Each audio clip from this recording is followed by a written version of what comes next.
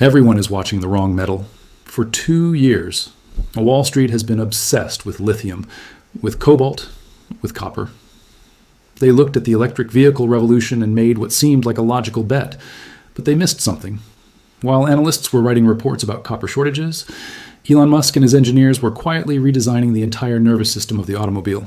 They killed the 12-volt battery, replaced it with 48 volts, and the media called it a cost-saving measure. They were right.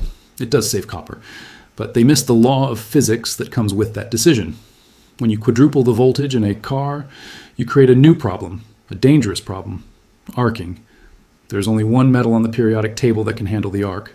Only one metal that stops the spark from burning down the car, and nobody has priced it in. Welcome to Financial Announcement. My name is David Richardson. I'm an industrial commodities analyst based in Chicago, and for the past 15 years, I've tracked the intersection of technology adoption and raw material supply chains. What you're about to hear is not investment advice. It's not speculation. It's a strategic economic warning based on engineering constraints that most investors have completely overlooked. Now, before we begin, if you appreciate thorough, no-nonsense market analysis, the kind your grandfather would have valued, do me a favor and subscribe to this channel. We don't do hype here, we do homework. And tell me in the comments, where are you watching this from? London? Mumbai? São Paulo? I want to know where serious business minds are paying attention. Let's begin. For nearly 2 decades, Wall Street has operated with a simple formula when analyzing the electric vehicle revolution. Analysts look at battery chemistry, they calculate lithium demand, they model cobalt supply chains, they project copper consumption based on the miles of wiring inside each vehicle. It is logical. It is thorough. And according to David Richardson, it is dangerously incomplete. In November 2023, Tesla launched the Cybertruck. The automotive press focused on its stainless steel exterior and its polarizing design. Financial analysts noted its production delays and pricing strategy. But buried in the technical specifications was a single line that went almost unnoticed by the investment community. The Cybertruck operates on a 48-volt electrical architecture. Most analysts treated this as a footnote. Some called it a cost optimization. A few recognized it as a weight-saving measure. But almost no one stopped to ask the second-order question. If Tesla is moving away from the industry-standard 12-volt system that has dominated automotive design for 70 years, what does that decision require? To understand why this matters, one must first understand what 12 volts represented. Since the 1950s, nearly every car on the road has run on a 12-volt electrical system. It was not chosen because it was optimal. It was chosen because it was safe and sufficient. 12 volts could start an engine, it could power headlights and a radio, it could operate power windows and door locks. And crucially, 12 volts is low enough that it does not shock a human being under normal conditions. The electricity does not jump across air gaps. It does not create sparks when switches open and close. It is predictable and manageable. But the modern automobile is no longer a mechanical machine with some electrical accessories. It has become a computer on wheels. Today's vehicles contain radar systems scanning the road ahead. They have LiDAR units mapping 3-dimensional space. They have heated and cooled seats. They have massive touchscreen displays. They have steer-by-wire systems where electronic signals replace mechanical linkages. They have electric motors for power steering, braking assistance, and suspension adjustment. All of these systems demand electrical power, substantial electrical power. The problem is that 12 volts cannot efficiently deliver that power. Power equals voltage multiplied by current. If the voltage is low, the current must be high to deliver the same amount of power. High current requires thick copper wires, very thick copper wires. In a modern luxury vehicle, the wiring harness can weigh over 150 pounds. That is 150 pounds of dead weight that contributes nothing to performance, nothing to comfort, nothing to safety. It simply connects components. And in an electric vehicle where every pound affects driving range, this weight is not just inconvenient, it is expensive. Elon Musk and his engineering team did the mathematics. If you increase the voltage from 12 to 48 volts, you reduce the current by a factor of 4 for the same power delivery. Lower current means you can use wires that are significantly thinner. Thinner wires mean less copper means less weight means better efficiency. Tesla reported that the 48-volt architecture reduced the weight of the Cybertruck's wiring harness by approximately 70%. That is not a marginal improvement. That is a fundamental redesign. The financial implications seemed obvious. Less copper per vehicle means lower material costs. Less weight means better range and performance. The move to 48 volts appeared to be a straightforward engineering win. Several analysts published notes suggesting that Tesla's innovation would reduce copper demand in the EV sector. Some recommended selling copper mining stocks. Others suggested that the copper bull thesis was overstated. But these analysts made a critical error. They focused on what Tesla was removing. They did not focus on what Tesla was forced to add. Physics does not offer free lunches. When you quadruple the voltage in an electrical system, you do not simply reduce wire thickness and walk away. You create a new set of problems. Specifically, you create conditions for electrical arcing. Arcing is what happens when electricity jumps across a gap. In your home, when you flip a light switch, you're physically separating two pieces of metal. At 120 volts, there's a brief spark as the connection breaks. That spark is an arc. It is a miniature lightning bolt. It is hot enough to ionize the air and create a visible flash. Now imagine that same principle inside a moving vehicle, where switches and relays are opening and closing thousands of times per day, in environments with vibration, temperature fluctuations, and exposure to moisture. At 12 volts, arcing is minimal. The voltage is too low for electricity to jump across air gaps under normal conditions. But at 48 volts, the situation changes dramatically. The electricity has enough potential to arc across small gaps as contacts separate. This creates a plasma discharge that can reach temperatures of several thousand degrees Fahrenheit for a fraction of a second. If the contact points in a switch are made of standard materials, that arc destroys them. Copper contacts melt and degrade. Brass contacts can weld themselves shut. The switch fails. The system fails. In an automotive context, this is not acceptable. There is only one metal that solves this problem, and that metal is about to be in very short supply. Claude is AI and can make mistakes. Please double-check responses. When engineers at Tesla's Fremont facility began testing the first 48-volt prototypes, they encountered a problem that most financial analysts would never think to investigate. The problem was not theoretical. It was not discovered in a computer simulation. It appeared in the physical testing lab when a relay failed after just 300 switching cycles. The expected lifespan was 50,000 cycles minimum. The failure was not dramatic. There was no fire, no explosion. The relay simply stopped working.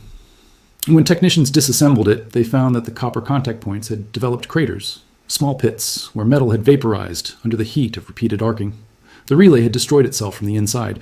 This is where most people misunderstand the challenge. They assume that switching electricity is simple.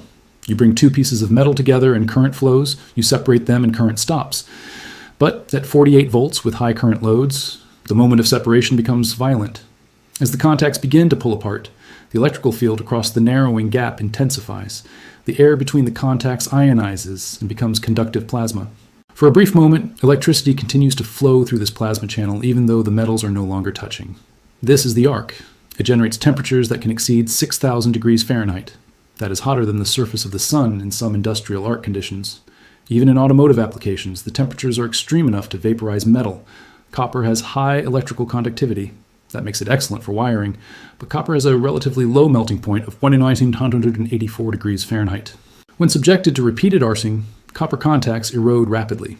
Each arc removes microscopic amounts of material. Over thousands of cycles, the contact surface becomes pitted and irregular.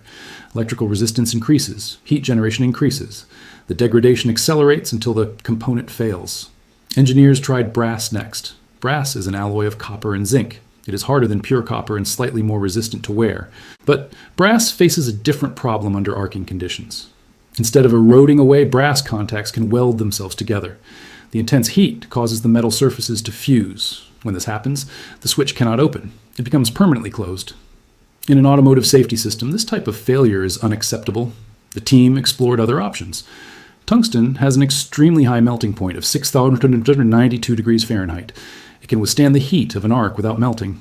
But tungsten has poor electrical conductivity compared to copper. Using tungsten contacts would increase electrical resistance, generate more heat during normal operation, and reduce overall system efficiency. Tungsten is also expensive and difficult to manufacture into precise contact shapes. Aluminum was briefly considered. It is lightweight and conductive. But aluminum forms an oxide layer when exposed to air. This oxide layer is electrically insulating. In high current applications, this oxidation creates problems with contact reliability. Aluminum also has a relatively low melting point and poor arc resistance. There is one metal that solves every problem simultaneously: silver. Silver has the highest electrical conductivity of any element on the periodic table. It conducts electricity 6% better than copper. This means lower resistance, lower heat generation during normal operation, and higher efficiency. Silver also has the highest thermal conductivity of all metals. It dissipates heat more effectively than any alternative. This property is critical because even though arcing generates extreme temperatures, those temperatures exist for only milliseconds. A material that can rapidly conduct heat away from the arc zone will survive longer. But the most important property of silver is its arc-quenching behavior. When an arc forms between silver contacts, the metal vapor that enters the plasma has specific ionization characteristics. Silver vapor actually helps extinguish the arc more quickly than other metals. This reduces the total energy released during each switching event and minimizes contact erosion. Industrial engineers have known this for decades. Railroad switching systems use silver contacts. High-voltage circuit breakers use silver alloys. Aerospace electrical systems use silver contacts. These are proven applications where reliability is mandatory and cost is secondary to performance. But these industrial applications consume relatively small amounts of silver. A railroad signal system might use a few ounces across dozens of relays. An aircraft might contain 20 to 30 ounces of silver in its entire electrical system. The quantities are measured in ounces per installation, and the installations are measured in thousands globally. The automotive industry operates at a different scale entirely. Tesla's 48-volt architecture requires silver contacts in multiple critical locations. The main battery disconnect relay uses silver. The high current contactors that control power flow to the drive motors use silver. The charging system relays use silver. The power distribution modules that route electricity throughout the vehicle use silver contacts at key switching points. Safety disconnect systems mandated by automotive regulations require reliable operation under all conditions, which means they require silver. Conservative engineering estimates suggest that a single 48-volt vehicle requires between 0.5 and 1.5 ounces of silver just for contact materials. This does not include silver used in other electronic components. This is purely the silver required to make the 48-volt electrical architecture function reliably over the vehicle's expected lifespan. The reason this matters is simple. Automotive manufacturers cannot compromise on this component. They cannot substitute a cheaper material and hope it works. Vehicle safety regulations are absolute. Liability exposure is enormous. If a relay fails and causes a fire, the legal and reputational consequences are catastrophic. Silver is not optional in a 48-volt automotive architecture. It is mandatory, and the automotive industry is about to need it in quantities that the market has never seen before. In March 2024, a relatively obscure announcement appeared in an automotive trade publication. General Motors confirmed that its next-generation electric vehicle platform, scheduled for production in late 2025, would adopt a 48-volt electrical architecture. The announcement received minimal coverage in the financial press. Tesla's stock moved on other news that day. Silver prices did not react at all. But for anyone paying attention to the materials supply chain, that announcement was a signal. It meant that the 48-volt standard was no longer a Tesla experiment. It was becoming an industry direction. 3 weeks later, Ford's chief electrical engineer gave a presentation at an automotive technology conference in Detroit. Buried in slide 17 of his presentation was a roadmap showing Ford's transition to 48-volt systems across its electric and hybrid vehicle lineup by 2027. Again, the financial media did not pick up the story. The focus that week was on Ford's quarterly earnings and its restructuring costs. In May, Volkswagen's Technical Development Board published a white paper on next-generation vehicle electrical architectures.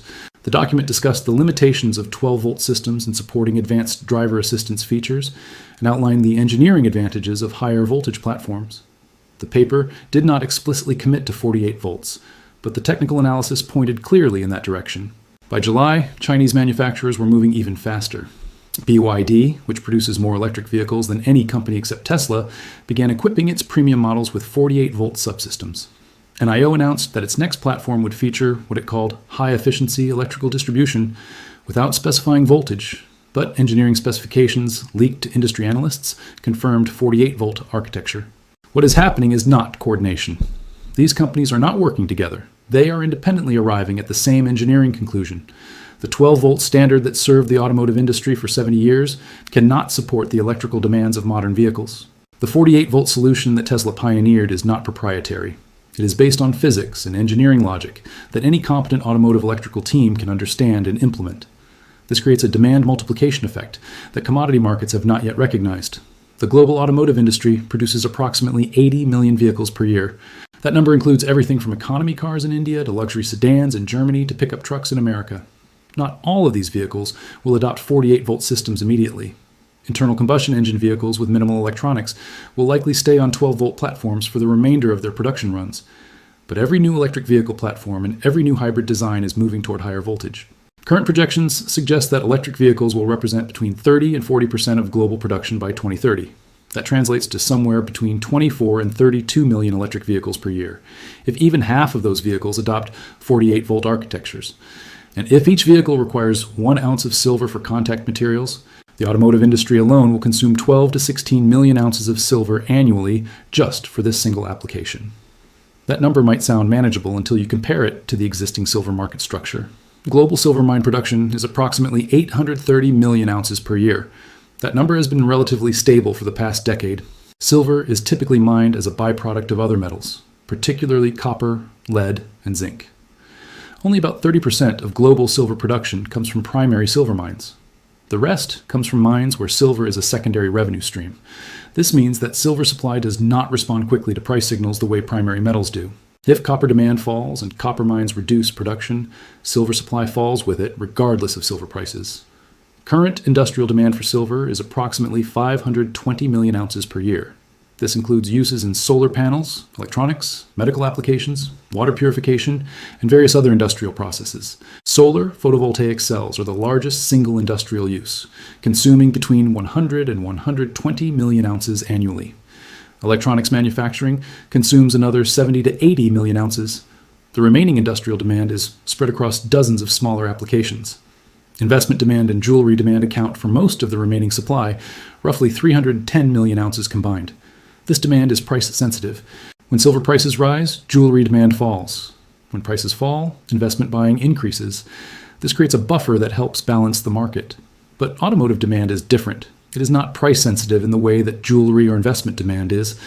An automotive manufacturer cannot decide to skip the silver contacts because silver prices increased.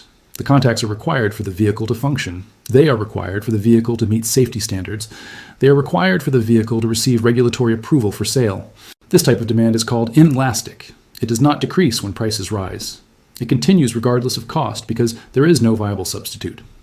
If 12 to 16 million ounces of new automotive demand enters the market over the next 3 to 5 years, that represents an increase of roughly 2 to 3% of total global supply. That might not sound dramatic, but the silver market operates with very thin surplus margins. In recent years, the market has alternated between small surpluses and small deficits of 20 to 40 million ounces. Adding 12 to 16 million ounces of inelastic demand tips the structural balance significantly, and the timeline is compressed. Unlike solar panel adoption, which ramped up gradually over 15 years, the automotive transition to 48-volt systems is happening across multiple manufacturers simultaneously. Tesla began production in late 2023. General Motors will begin volume production in late 2025. Ford follows in 2026 and 2027. Chinese manufacturers are moving even faster. By 2027, the cumulative effect will be measurable in global silver inventories. By 2028, it will be visible in market prices. By 2029, automotive manufacturers will be competing with solar manufacturers, electronics manufacturers, and traditional industrial users for a constrained supply of a metal that cannot be rapidly increased. The demand multiplication is not theoretical. It is already in motion. The engineering decisions have been made, the production timelines are set, and the market is not priced for it. COMEX exchange in New York. Gold was trading at $2,220 per ounce. The ratio between the two metals stood at approximately 88 to 1. This meant that it took 88 ounces of silver to purchase 1 ounce of gold. For most investors watching those screens, the numbers seemed unremarkable. Silver had been range-bound between $22 and $30 for nearly 3 years. Gold had been making new highs, but silver remained stubbornly flat. The prevailing narrative in commodity markets was that silver was primarily a monetary metal trading in sympathy with gold, with some additional industrial demand from solar panels. What those investors did not realize was that they were watching two entirely different markets price the same metal. The futures market in New York was pricing silver based on visible supply and demand. Traders looked at warehouse inventories. They looked at mine production reports. They looked at jewelry demand from India. They looked at investment flows into silver ETFs. All of this data was backward-looking. It told them what had happened in the past 6 months. It told them very little about what would happen in the next 36 months. Meanwhile, in a procurement office in Detroit, a supply chain manager for a major automotive manufacturer was running calculations that told a very different story. His team had been tasked with securing silver supply for the company as planned to transition to 48-volt electrical systems. The engineering specifications were clear. Each vehicle would require approximately 1.2 ounces of silver in contact materials. The production target was 400,000 vehicles per year by 2027, ramping to 800,000 vehicles per year by 2029. That meant the company needed to secure 480,000 ounces in 2027 and 960,000 ounces by 2029. These were not small numbers for a single manufacturer. And this procurement manager knew he was not the only one running these calculations. His counterparts at competing manufacturers were doing the same mathematics with similar production targets. He made a phone call to a metals trading desk. He asked about securing a 3-year forward contract for silver delivery. The trader quoted him a price barely above the current spot price. The market was not pricing any premium for future supply tightness. The trader had no visibility into the automotive demand that was coming. This disconnect between engineering reality and market pricing creates what David Richardson calls an information asymmetry. The people who understand the technical requirements are not the same people who trade the commodity. The automotive engineers know that silver is mandatory. The supply chain managers know the volume of demand that is building. But this knowledge has not yet translated into financial market positioning.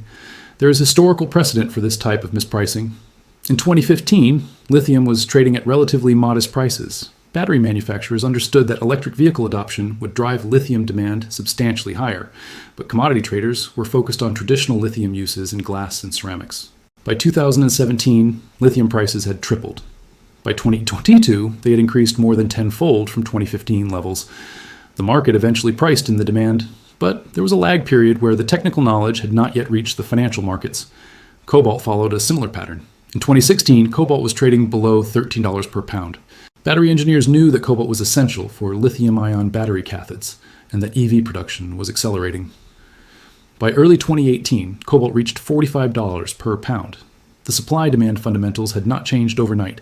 What changed was that financial market participants finally understood what battery engineers had known for years. Silver is now in that same information gap. The engineering requirement is established. The production timelines are set. The demand is coming. But the futures market in New York is not pricing it in yet. The gold-to-silver ratio provides additional context. Historically, silver has traded at an average ratio of approximately 60 ounces of silver to 1 ounce of gold. There have been periods where the ratio compressed to 45 to 1 during times of strong industrial demand. There have been periods where the ratio expanded above 100 to 1 during economic slowdowns when industrial demand weakened. At 88 to 1, the current ratio suggests that the market views silver primarily as a monetary metal with weak industrial prospects. This assessment is backward-looking. It reflects the industrial demand environment of 2022 and 2023 when solar installation growth slowed and electronics demand was weak. It does not reflect the automotive demand that will begin affecting the market in 2025 and 2026. For corporate strategists and procurement professionals, this mispricing represents both an opportunity and a risk. The opportunity is that silver can currently be secured at prices that do not reflect future supply tightness. Automotive manufacturers that lock in long-term supply agreements now will have cost certainty even if spot prices rise significantly. The risk is that waiting too long means competing for supply when every other manufacturer realizes the same constraint simultaneously. There are parallels here to what happened in semiconductor markets in 2020 and 2021. For years, automakers had purchased chips on short-term contracts assuming unlimited supply availability. When the pandemic disrupted production and demand surged, automakers found themselves at the back of the allocation queue behind consumer electronics companies that had secured long-term agreements. The result was production shutdowns and billions of dollars in lost revenue. Silver supply is different from semiconductor supply in important ways. You cannot build a new silver mine in 18 months the way you can build a semiconductor fab. Primary silver mines require 5 to 7 years from discovery to production. Existing mines cannot significantly increase output without major capital investment and regulatory approvals that take years to obtain. The supply side is fundamentally inelastic in the short to medium term. This means that once automotive demand becomes visible in inventory drawdowns and spot market tightness, the price adjustment will be rapid. Markets do not move gradually when they reprice inelastic supply against inelastic demand. They gap. The strategic implication for business decision makers is straightforward. This is not a speculative trade based on momentum or technical chart patterns. This is a material science constraint meeting a supply-demand imbalance. The physics requires silver. The production volumes are known. The supply is limited. The market has not priced the intersection of these facts. Companies that recognize this dynamic early will secure supply at current prices. Companies that wait will pay significantly more or face supply allocation constraints. This is not a prediction. It is arithmetic. The window for strategic positioning is closing. Engineering teams have made their decisions. Production schedules are set. The demand is locked in. The only variable left is when the broader market realizes what has already been decided in the engineering departments of the world's largest automakers. And by the time the financial press writes headlines about silver shortages and automotive supply chains, the repricing will already be complete.